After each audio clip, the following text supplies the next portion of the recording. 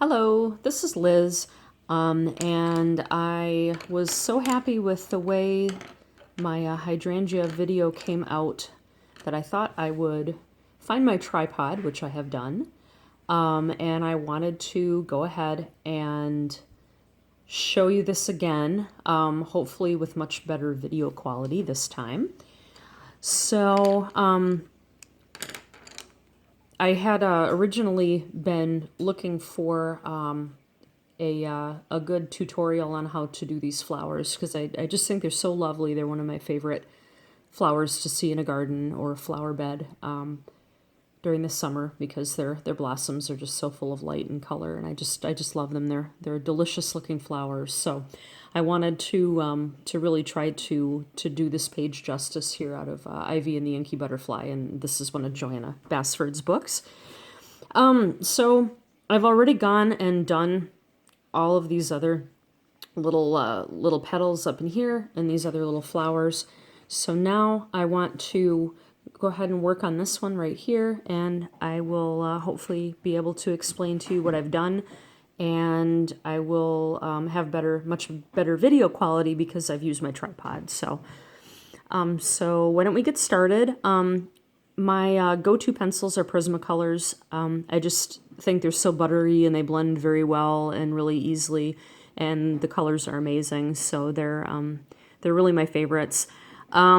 The first color I'm going to start with is Parma Violet. I'm going to go ahead and start with the darker colors of the petals, and we'll start at the edges and work our way toward the center.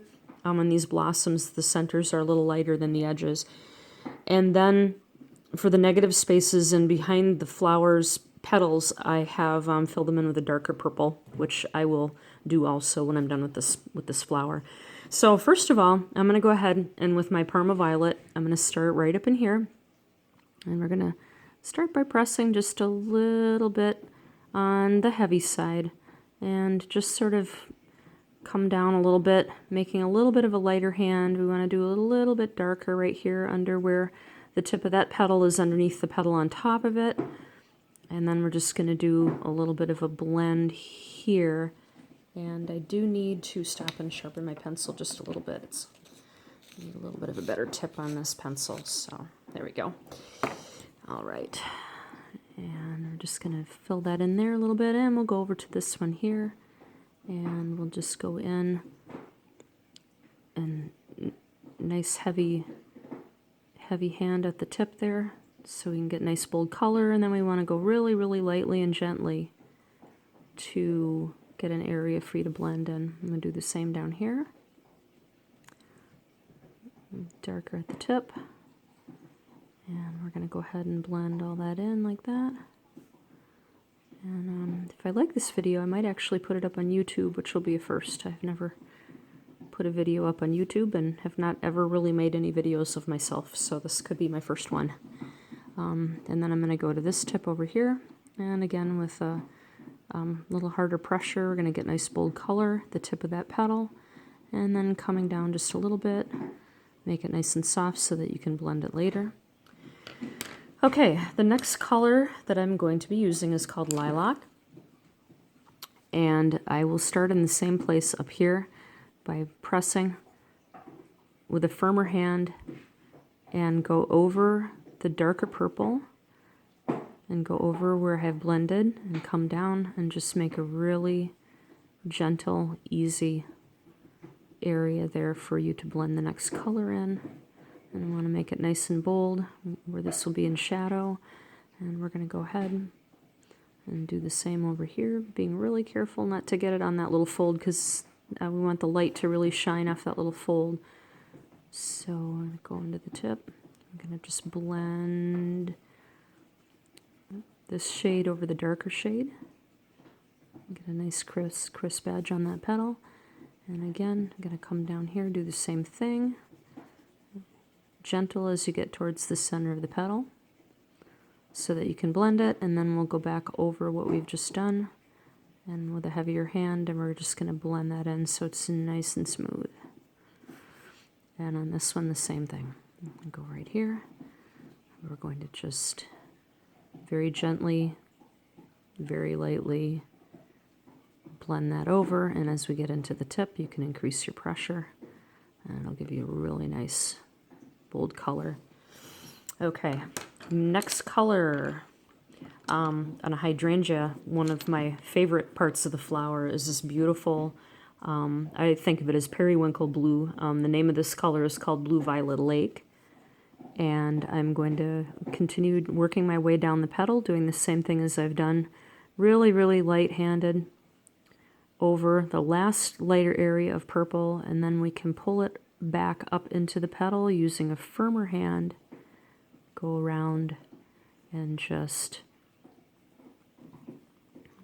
smooth out so that you can't really see the line of where the colors come together, and so it's all blended. And we're going to come and do this same thing here, taking care to go around that little tip so we don't make that any darker. We want that to be lighter. And we're just going to come down with the blue down into the petal, and then we're going to go back up into the purple part with a heavier hand. And just take care of any lines that we might have and come right up to the edge so it's nice and bold. Come right down like that. Just like this. And we'll do the same over here. Start right about there. Go over our blended area there.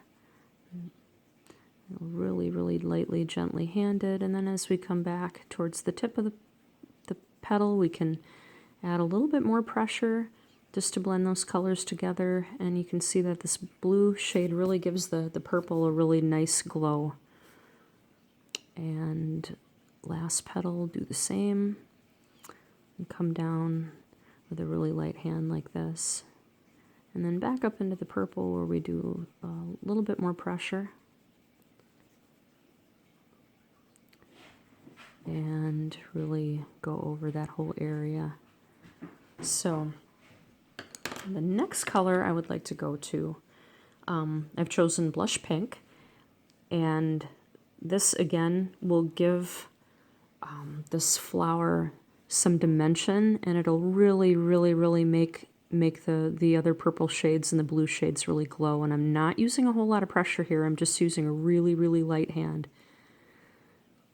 And I'm going over the whole petal just very, very lightly. And I'm not taking it all the way down to the middle and leaving just a little bit of white there because we're going to come in with Chartreuse here in just a minute. So I want to just get some of that pink, and we're going to just very gently, lightly blend it over all of the blue and the purple that we've just put in. And then we're going to come over to this side, do the same thing. Again, taking care of this little part right here that we've already done. Don't want to get any other color on that, or I think it'll lose its dimension if we did. So we got to be careful with that one. Right underneath it like so. And we're going to come really close to the center, but not quite. And come up in here and give that some glow. And then we're going to come down and do the same thing here on this little petal. Just a really, really, really gentle hand. No need to press this one hard into the paper. Just really gently, easy, just to give it a tiny, tiny, tiny bit of pink. So now for the center, I've chosen Chartreuse, and I'm going to do the center here.